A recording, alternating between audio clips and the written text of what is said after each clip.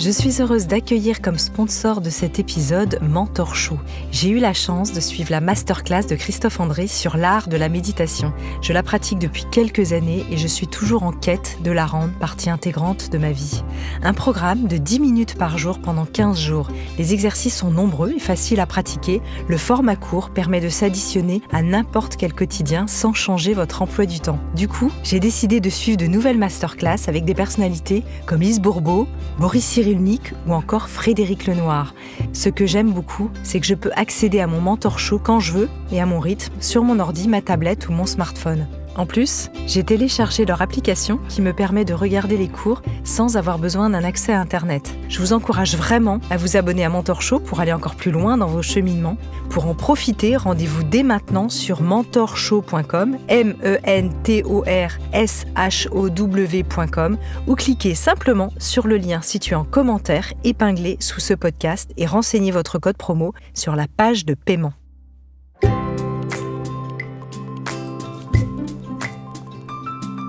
Bienvenue dans notre 4e série Ma santé au naturel en compagnie du docteur Charrier, médecin généraliste formé à la phytothérapie clinique qui l'enseigne en France et à l'étranger depuis 2003. Il est expert et enseignant en endobiogénie qui favorise une médecine préventive et intégrative. Il est aussi cofondateur de l'IEMPI, l'Institut d'endobiogénie, et auteur de ce nouveau livre Mes remèdes phyto aux éditions Erol en partenariat avec Métamorphose, livre qui est tiré de la série du podcast pour retrouver tous ses meilleurs conseils de santé au naturel. Cela ne remplaçant évidemment pas vos consultations et suivis habituels avec votre médecin traitant. Métamorphose, le podcast qui éveille la conscience. Alors aujourd'hui, dans ce nouvel épisode, nous allons parler de l'hypertension, sujet de première importance quand on sait qu'il touche plus de 30% des adultes en France.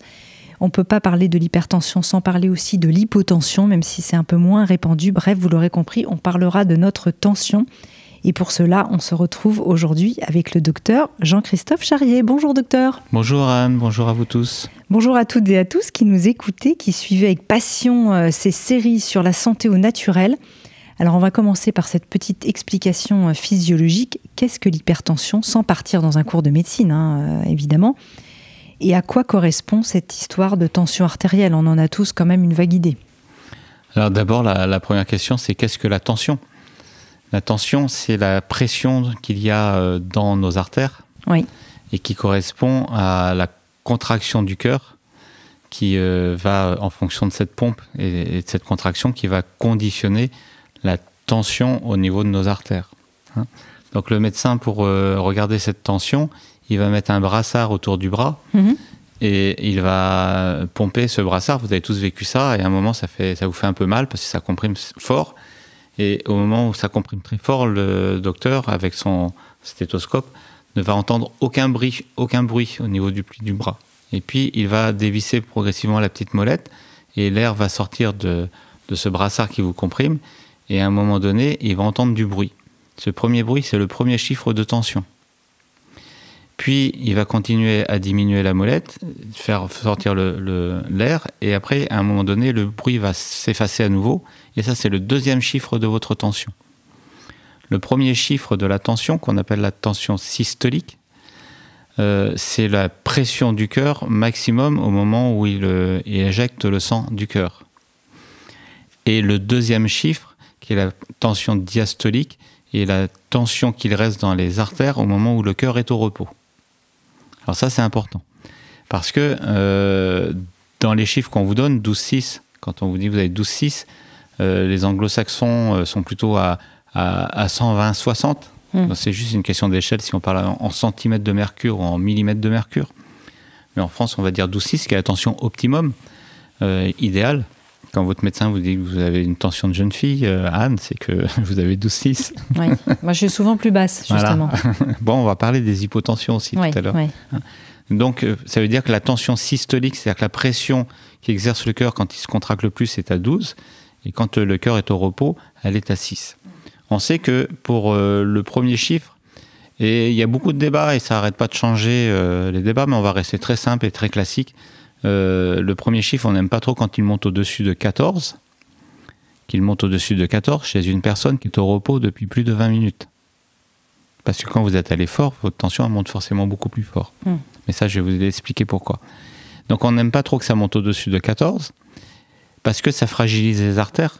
Il y a trop de pression dans les artères, ça peut faire déchirer une artère, c'est l'AVC. Pour être très simple. Oui. L'AVC vasculaire, parce qu'il y a 2 AVC. C'est l'accident vasculaire hémorragique. Et le deuxième chiffre, le systolique, on n'aime pas qu'il soit au-dessus, enfin à partir de 9 ou 90, parce qu'à ce moment-là, le cœur n'est jamais au repos. C'est-à-dire que c'est la il période, est en sur-régime. Il est toujours en sur-régime, il est toujours en surtension, il ne se repose pas. Donc il va fatiguer beaucoup plus vite et donc il est beaucoup plus prédisposé à faire des maladies du cœur. Donc on aime bien être en dessous de 9 et en dessous de 14. Voilà. Ça va un peu de pair ou pas forcément? Non, parce que des fois, ce qui est intéressant, c'est de voir aussi les écarts qu'il y a. Il y a des gens qui vont avoir 11,6 et d'autres qui vont avoir 11,4. Et ça ne veut pas dire la même chose. Donc là, on a des informations neurovégétatives importantes. Il y a des gens qui vont, à chaque fois qu'ils voient le médecin, qui vont toujours avoir une petite tension un peu élevée à 15-16, alors qu'ils ont attendu dans la salle d'attente, qu'ils ont bien leurs 20 minutes de repos, sauf qu'ils sont dans un contexte de stress, qui est celui de la consultation médicale. Et ça, malgré le repos, ça fait monter la tension. Ça, c'est la dissociation qu'on a dans notre corps, entre notre corps animal, on va dire, et notre corps intellectuel. Parce que notre corps animal au paléolithique, quand il est dans une situation de stress, il se met en dynamique de fuite. Donc il va courir. Et pour courir, il faut que la tension monte pour que le sang aille bien dans les muscles, pour nourrir les muscles qui sont en train de courir. Quand vous allez chez le médecin, vous avez pris rendez-vous, donc vous êtes volontaire. Vous attendez parfois un peu trop longtemps parce qu'il y a eu des difficultés avant vous au cours de la consultation. Vous allez voir le médecin pour lui parler des choses qui peuvent vous stresser aussi un peu. Vous allez vous déshabiller. On n'aime pas forcément se déshabiller devant quelqu'un. Vous allez vous mettre sur une table.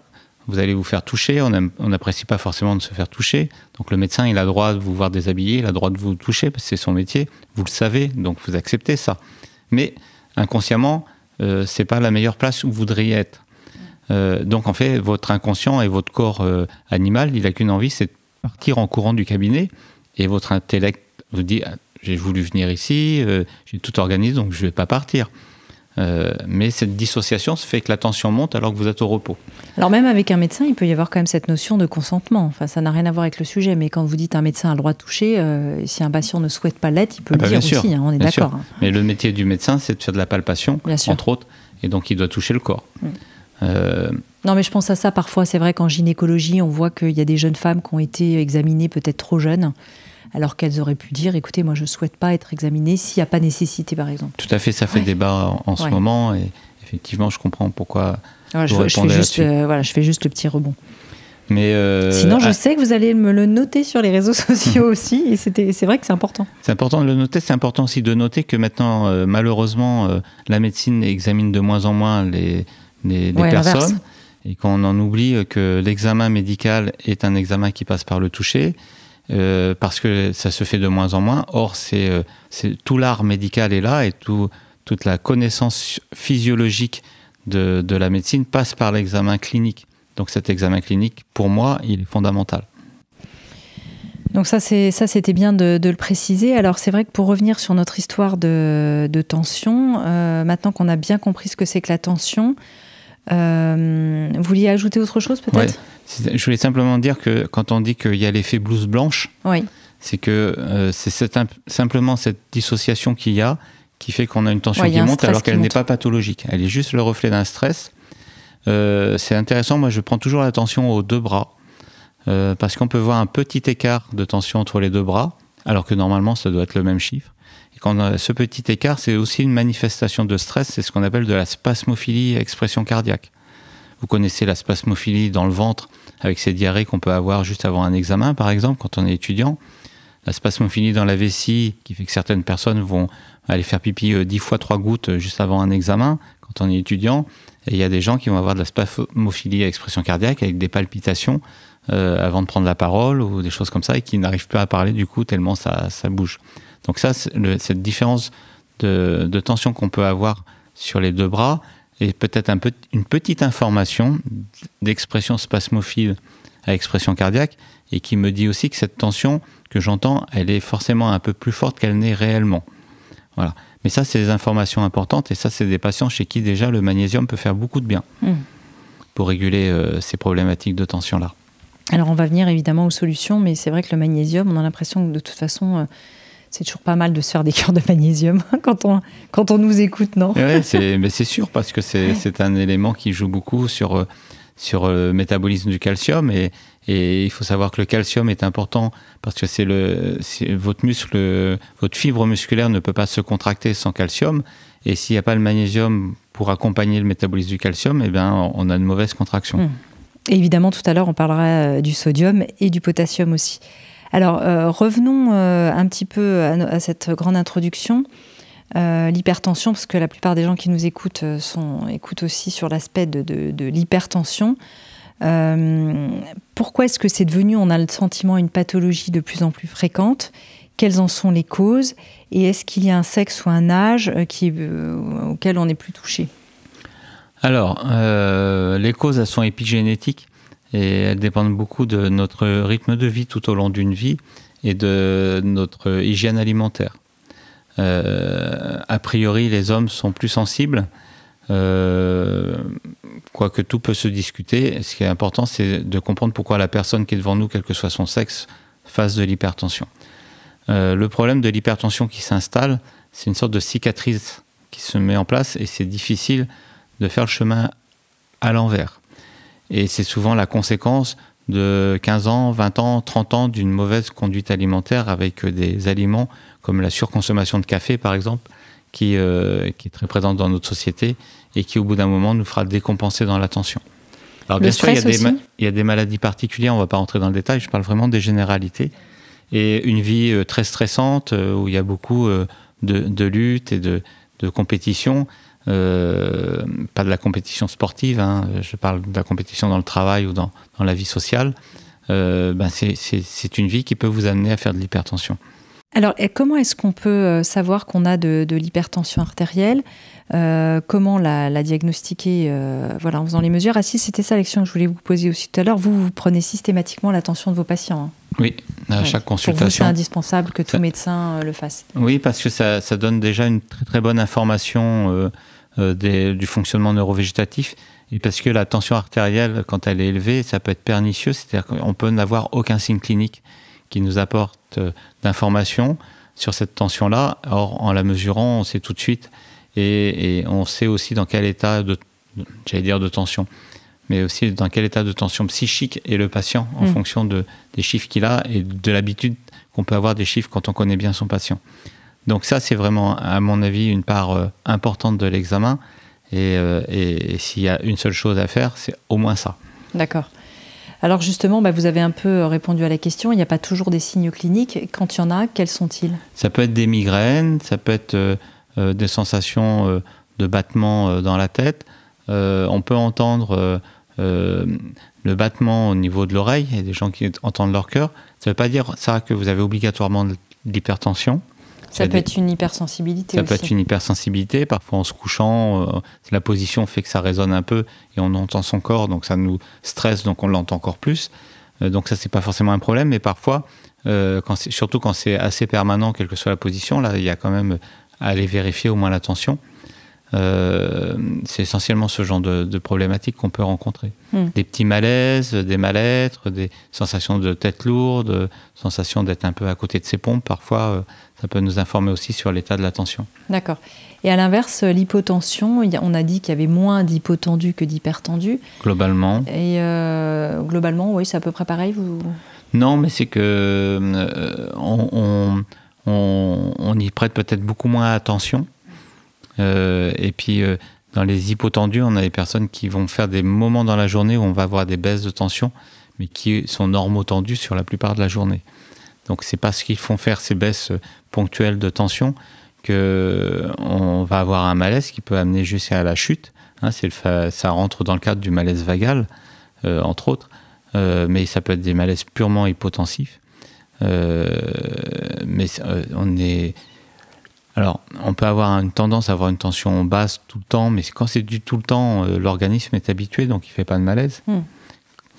Comme, il y a plein de choses comme ça chez les jeunes, par exemple. Voilà, chez les jeunes en fin de croissance, le coût énergétique pour grandir est très important. Le système vagal est très fort, et le système vagal, lui, il a plutôt une tendance à freiner la tension. Donc chez les jeunes, il n'est pas rare parfois de voir des petits malaises ou d'avoir des petites étoiles devant les yeux et de tomber ou pas. Ça, c'est très très lié à une tension qui est en chute. Le problème, c'est que comme l'organisme va lutter contre ça, il va y avoir à un bout d'un moment une décharge d'adrénaline pour lutter contre ça, et que quand vous arrivez après le malaise, vous pouvez avoir une tension qui est un petit peu élevée, tout simplement parce que voilà. Donc c'est des problèmes de régulation surtout qui viennent là. Et puis la fatigue chronique peut entraîner de l'hypotension qui s'installe. Et puis il y a aussi toute la structure génétique qui peut aussi nous influencer, être plutôt hypotendu ou plutôt hypertendu. La génétique et puis comme vous l'avez dit, notre mode de vie. Voilà. Effectivement, c'est vrai que les gens qui carburent, qu'est-ce qui est vraiment délétère pour la tension ? Vous avez parlé du café tout à l'heure. Ouais, le sel. Le sel est un élément qui va favoriser la montée de tension dans le cœur, mais qui en plus va avoir un effet sur la qualité des parois artérielles et va avoir une tendance à durcir ces parois, si bien que le tuyau étant beaucoup moins souple, la tension est de plus en plus forte. Alors que les hypotendus ont intérêt à prendre du sel. Alors, pas forcément. Ça ne marche pas dans ce sens-là. Non. C'était trop simple, mon raisonnement. C'était trop simple, ça aurait été trop bien. Ouais. Les hypotendus, on a surtout intérêt à freiner leur système parasympathique. Ouais. Et donc à prendre une infusion de thym, par exemple, ou une infusion d'estragon, dans ces moments qui sont plutôt délicats, et à retonifier l'alpha sympathique. Donc prendre des plantes toniques qui peuvent rebooster cet alpha sympathique, pour dynamiser comme un peu ça. Là en l'occurrence le café ou le thé pourrait le faire. Pourrait le faire. Qu'est-ce qui est délétère ? J'imagine que l'alcool sur les hypertendus, ça ne doit pas être génial non plus. Non, c'est pas génial au niveau des artères, puis globalement c'est pas génial. L'âge n'est pas génial non plus, malheureusement, parce que c'est une maladie qui s'installe avec le vieillissement. La sédentarité. Le manque d'activité physique. Les grands sportifs ont un cœur qui bat lentement et qui ont une tension qui ne monte pas très fort, parce qu'ils ont un cœur qui est bien musclé et qui fonctionne bien. Alors moi, j'ai connu de très grands sportifs qui faisaient de l'hypertension. Il y en a aussi. Ouais. Voilà, à l'arrêt du sport parfois. Les grands sportifs qui ont des accidents et qui arrêtent brutalement toute une activité sportive intense changent d'activité métabolique, et parfois, comme ils avaient besoin d'une certaine énergie qui était adaptée, et là qu'on est dans la désadaptation, on peut monter très rapidement en tension, mais ils peuvent aussi avoir plein d'autres maladies qui apparaissent brutalement, les grands sportifs qui arrêtent le sport. Après, vous avez la part génétique. Il y a des gens, malgré le sport, malgré toute la bonne hygiène, qui se font de l'hypertension parce que c'est inscrit dans leur gène et que c'est comme ça. Mais ça, c'est une fraction. Mais globalement, sur la population, si on a une activité physique régulière, pas forcément excessive, mais régulière, qui ne peut être éventuellement que de la marche. Et je le dis, je le répète encore, que si idéalement, comme on est trop sédentarisé, il faudrait qu'on ait au moins 1 heure de marche par jour. Et on éviterait beaucoup de problèmes de diabète, on éviterait beaucoup de problèmes d'hypertension en faisant cette simple activité. Et en plus, quand on marche, on médite, donc en plus on apaiserait beaucoup le stress grâce à cette méditation. Donc la marche est extrêmement thérapeutique pour plein de raisons. Ça, c'est l'hygiène de vie, c'est éviter de saler les plats, éviter de manger trop salé. Vous mangez normalement salé, parce qu'il y a des gens qui ont tellement fait de restrictions de sel quand elles sont très âgés, qu'on est obligé de leur donner des gélules de sel. Donc c'est un peu... Là, on marche un peu sur la tête. Donc manger normalement salé jusqu'à ce qu'un médecin vous dise qu'il faut arrêter le sel. Quand vous commencez à avoir des œdèmes, des choses comme ça, là, de toute façon, il vaut mieux arrêter le sel. Mais ce qu'il faut éviter surtout, c'est de surconsommer le sel. Et vous avez beaucoup de personnes qui ont le réflexe de prendre la salière et de saler leur plat avant même de l'avoir goûté. Ah, j'en connais autour de moi. Ouais. Voilà. Et ça, c'est un réflexe...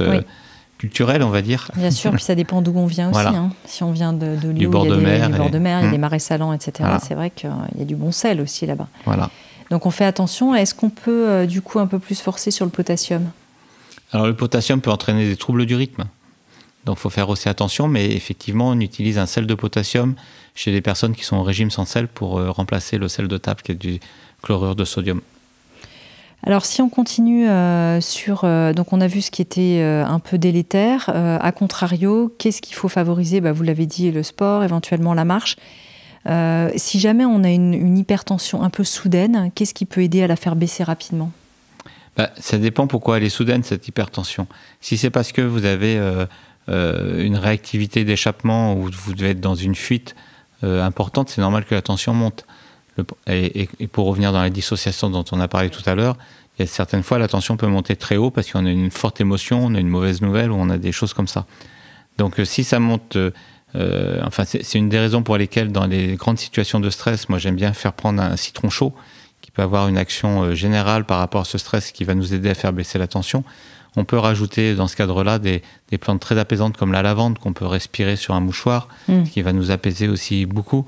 On peut boire de la passiflore, qui est vraiment une tisane très importante par rapport à ces montées-là. Et il y a une plante particulière en thérapeutique, phytothérapeutique, qu'on utilise pour ces à-coups émotionnels d'hypertension, c'est la pivoine. D'accord. La pivoine qu'on trouvera en extrait fluide ou en teinture mère, qui marche très très bien là-dessus. Je pensais que vous alliez parler de l'aubépine.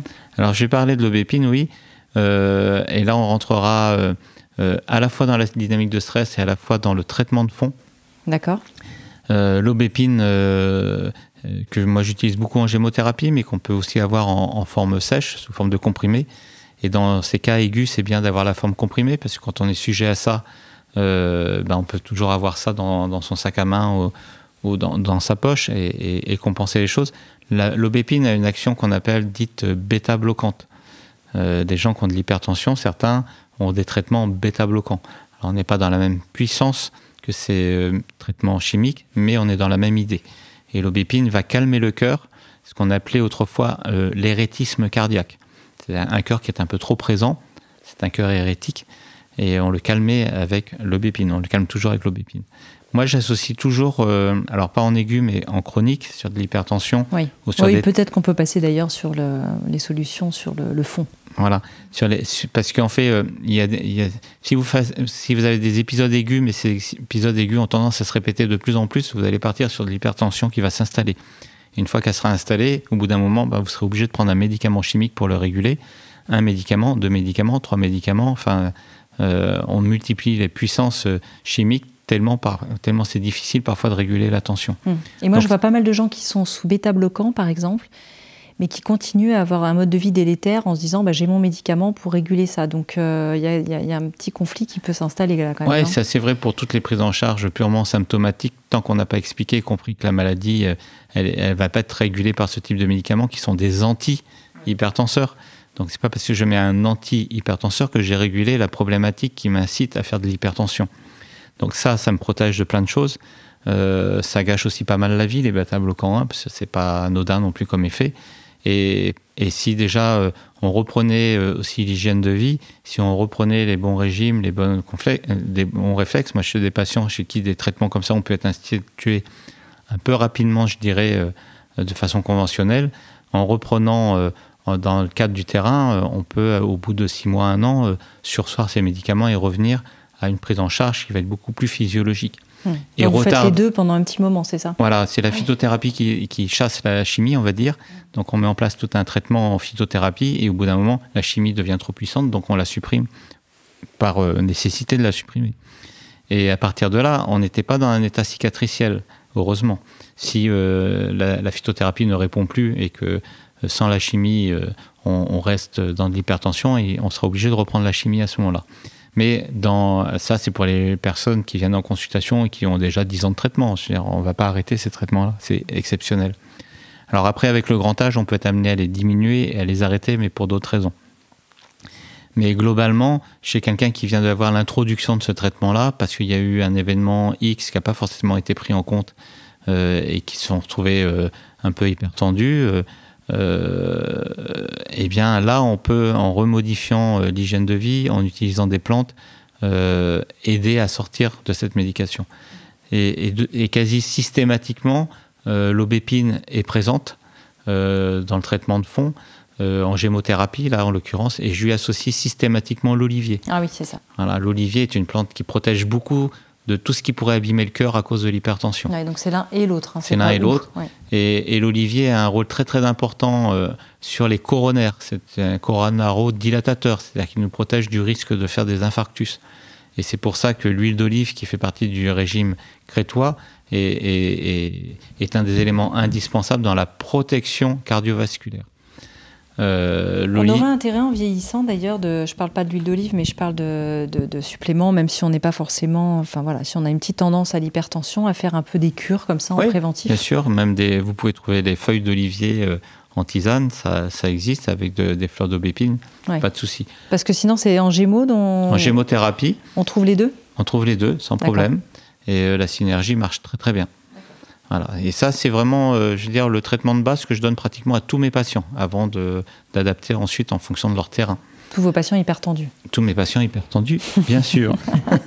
Et pas les hypotendus. Voilà, c'est ça, je précise, parce qu'on est toujours dans ce cas de figure. Voilà. Et là, on est vraiment dans la prévention cardiovasculaire, et grâce à l'olivier, et grâce à l'évitement d'emballement par l'aubépine.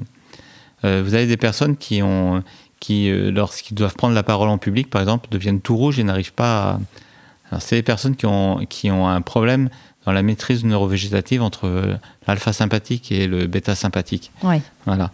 Et à la faculté, on nous a dit, vous leur donnez un bêta bloquant, mais le moins dosé possible, un demi-comprimé, et ces gens-là peuvent prendre la parole en public, ça leur permet de... Ça les désinhibe. Voilà.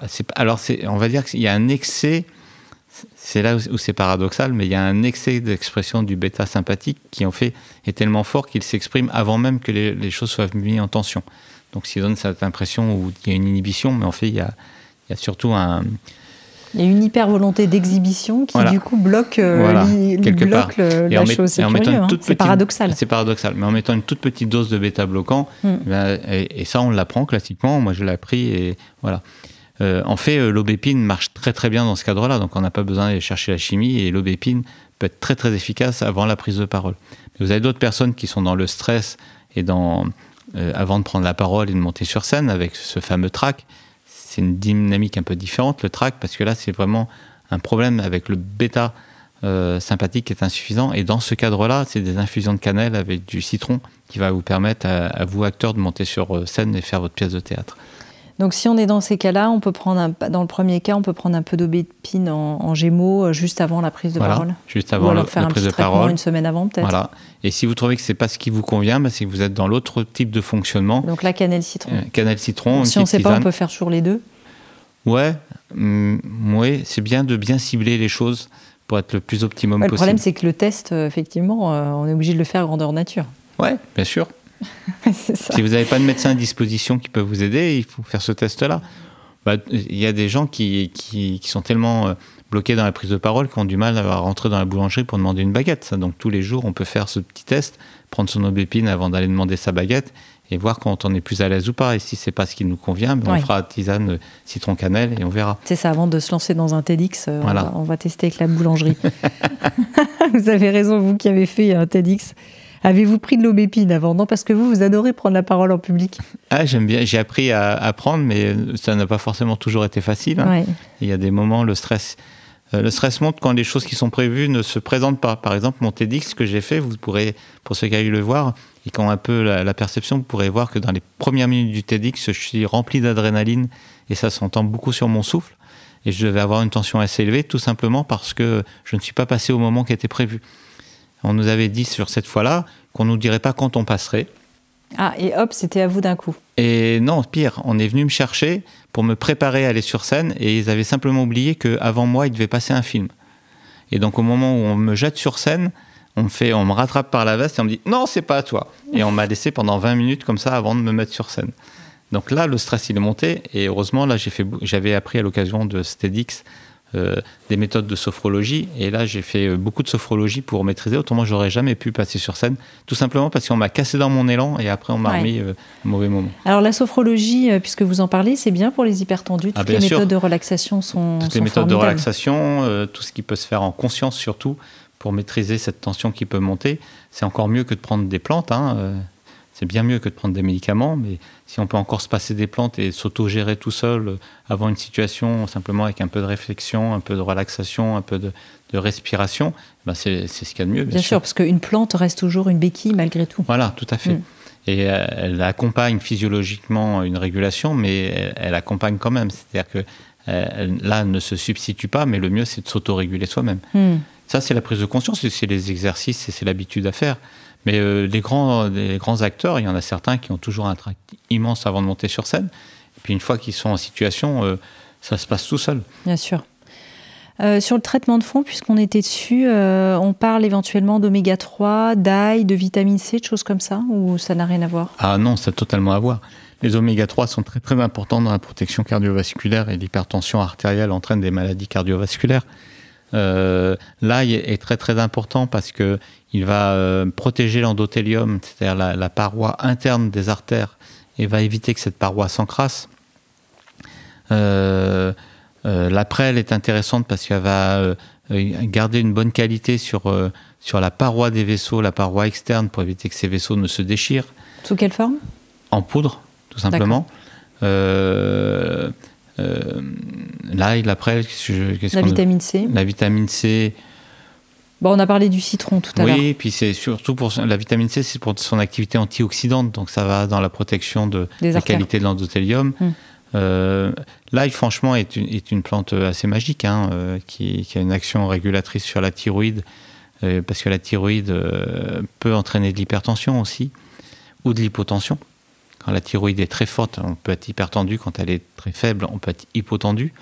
Donc on voit quand même les liens au niveau énergétique de cet axe hormonal.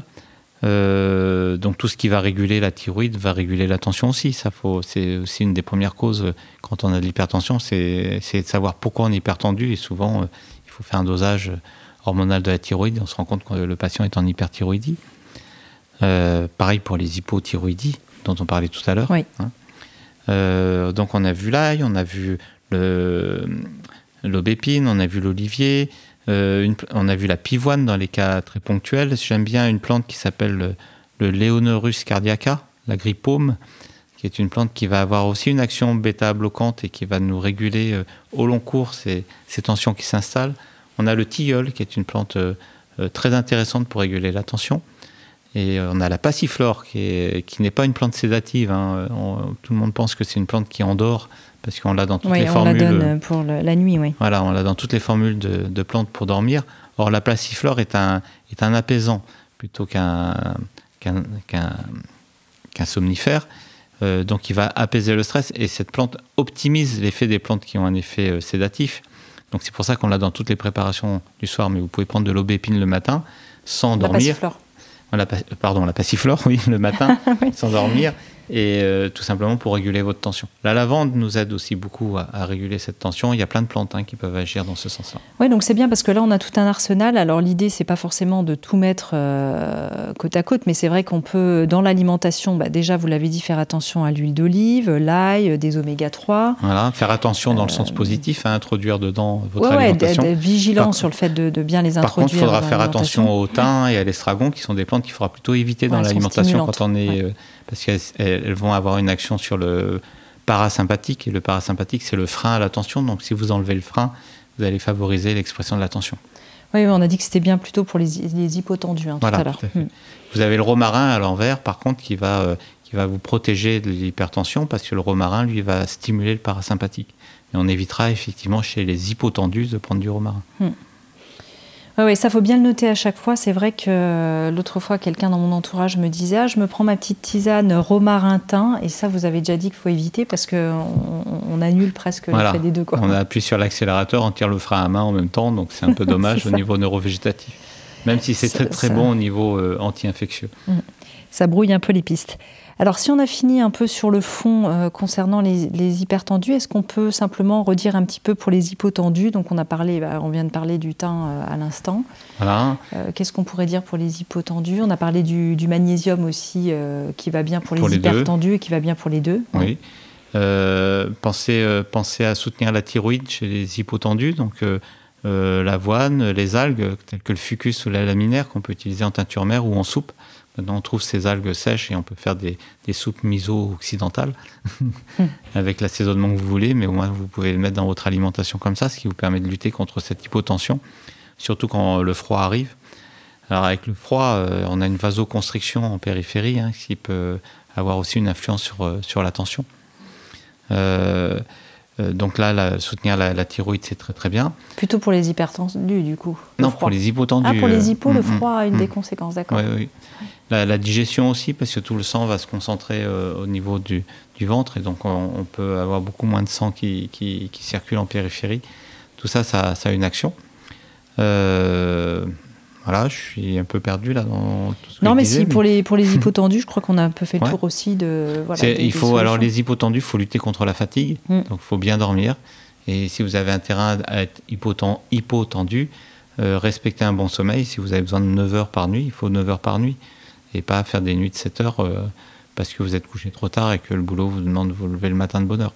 Par contre, pour les hypotendus, il y a aussi ce besoin de faire du sport pour justement mettre la circulation en mouvement. En tension, tout ça. Oui. Alors, il faut savoir qu'il y a des personnes qui sont faussement hypotendues et qui font des malaises d'hypotension. C'est les personnes âgées qui ont des médicaments pour l'hypertension.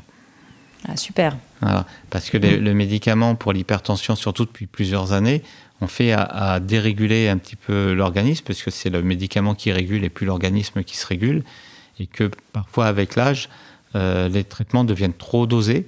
Et on s'en rend compte tout simplement parce que la personne a fait une chute et qu'elle s'est cassé le col du fémur. Si on se lève et qu'on fait un malaise vagal, enfin un malaise d'hypotension à ce moment-là, on peut faire une chute brutale sans aucun élément de défense parce qu'on a perdu conscience en fait. Et c'est là où les personnes âgées le plus souvent se cassent le fémur. Une fracture du col du fémur chez une personne âgée, ça met en jeu le pronostic vital dans les mois qui suivent, ou du moins ça met au moins en jeu le pronostic de dépendance. Et beaucoup de personnes se retrouvent ensuite placées en maison de retraite, tout simplement parce qu'elles n'ont pas pu retourner chez elles après ce malaise-là. Et souvent, pourquoi le pronostic vital d'ailleurs ? Pourquoi le pronostic vital ? Parce que c'est un choc pour l'organisme qui est majeur, et on constate donc que dans les 6 mois, 8 mois après une fracture du col chez une personne très âgée, souvent la vie s'arrête parce que l'organisme était trop violenté à ce moment-là. D'accord. Donc alors qu'il n'y avait pas de raison à ce qu'elle s'arrête s'il n'y avait pas eu cette fracture, mais une fracture au niveau énergétique c'est énorme, on n'imagine pas, mais le col du fémur c'est un os, c'est un gros os qui saigne beaucoup et qui contient quand même toute une grosse partie de la moelle qui va nous fabriquer toute notre immunité et tout ça. Donc quand cet os est en reconstruction, en régénérescence, toute cette énergie qui est là, elle n'est pas ailleurs. Et quand vous êtes très âgé et que vous luttez en fait contre ce qu'on appelle le catabolisme, c'est-à-dire la destruction de l'organisme, si vous mettez toute votre énergie ponctuellement sur un endroit de votre corps pour le réparer, le restant du corps va vieillir beaucoup plus vite pendant ce temps-là. Et du coup, Et puis psychiquement, l'hospitalisation qui est assez longue, la convalescence qui est assez longue, ça vous enlève de vos repères si vous aviez déjà des petits troubles mnésiques à ce moment-là. Voilà. C'est le syndrome de glissement qu'on appelle. Et la première cause du syndrome de glissement, le plus souvent, c'est une fracture du col du fémur. Et cette fracture du col du fémur, le plus souvent, c'est lié à un traitement hypertensif qui est trop dosé pour la personne âgée. Alors, si vous êtes un peu âgé, que vous nous écoutez, ou si vous avez des parents un peu âgés ou des personnes dont vous vous occupez dans l'entourage, peut-être vigilance ou en parler peut-être avec le médecin pour baisser peut-être un peu les dosages. S'il y a des petits vertiges, s'il y a des petits signes comme ça, c'est bien d'en parler au médecin pour voir s'il ne faut pas réduire le traitement. Et puis, il faut ne pas se précipiter sur autrefois la sonnerie du téléphone. Maintenant, on a le téléphone portable, donc il est à côté de nous. Mais c'était très classique. Ou la sonnette, le facteur. La simple sonnette de la maison et du facteur, où on est dans son fauteuil un peu assoupi après le repas. La sonnette sonne et on ne veut pas faire attendre la personne, donc on se précipite et c'est là qu'on fera le malaise. Donc prenez votre temps, allez ouvrir la porte. Si la personne était pressée qu'elle est partie, c'est son problème, c'est pas le vôtre. Ouais. Très bien, écoutez, docteur Jean-Christophe Charrier, je vous donne rendez-vous pour un prochain podcast. Je pense que vous avez eu déjà beaucoup d'infos sur l'hypertension, l'hypotension. C'est vrai que souvent, après, sur les réseaux sociaux, vous nous donnez des cas particuliers. Là, on est vraiment dans des généralités, dans des choses plus du quotidien. On n'est pas dans des pathologies aiguës. Et toujours pour ça, référez-vous à votre médecin traitant. Là, c'est juste des petites pistes qui vous permettent d'avoir un éclairage en fait sur certaines maladies et peut-être d'être curieux, d'aller plus loin dans une médecine préventive et puis cette médecine endobiogénique que vous prônez, docteur Charrier. Merci beaucoup et puis à très bientôt. Merci Anne, à très bientôt. Docteur Jean-Christophe Charrier, merci infiniment. On peut retrouver tous ces conseils dans le nouveau livre « Mes remèdes phyto » aux éditions Erol, comme je l'ai dit en introduction, en partenariat avec Métamorphose, puisque ce livre est tiré de cette série de podcasts. On y retrouve vos meilleurs conseils de santé phyto regroupés dans un seul ouvrage. On peut ainsi vous retrouver sur le site iempi.fr et trouver évidemment des médecins formés aussi à cette pratique. N'hésitez pas à écouter ou réécouter les 3 autres série santé en 6 épisodes avec le docteur Charrier. Tout ceci ne remplaçant évidemment pas une consultation personnalisée chez votre médecin traitant. Si vous avez aimé ce podcast, n'hésitez pas à lui donner 5 étoiles sur Apple Podcast et surtout abonnez-vous pour ne manquer aucun épisode. Découvrez mes invités en avant-première sur Instagram à l'adresse Métamorphose Podcast et abonnez-vous aussi gratuitement dès maintenant à la newsletter Métamorphose pour être au courant de nos conférences, ateliers et de nos dernières actualités. Pour ça, rendez-vous sur notre nouveau site www.métamorphosepodcast.com. Métamorphose, le podcast qui éveille la conscience. Par Anne Guéquière, tous les lundis et jeudis, dès 7h.